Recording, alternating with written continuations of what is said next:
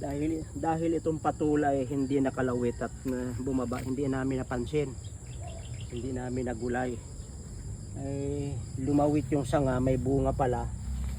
Ako ay mga 2.5 kilo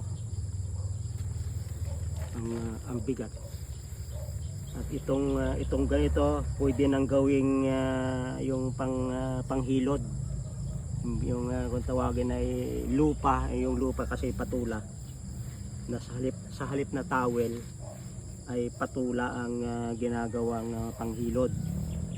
At ito ay napakaganda. Tatanggalin mo lamang yung kanyang balat,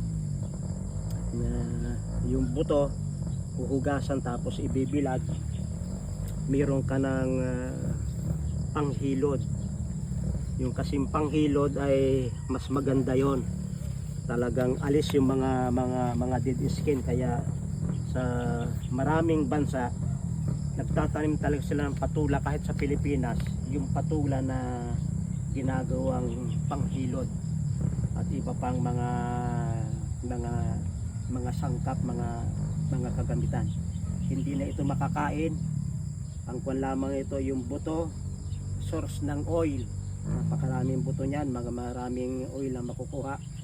At higit sa lahat ay yung panghilod. Kaya hindi ko akalain andito kasi yan.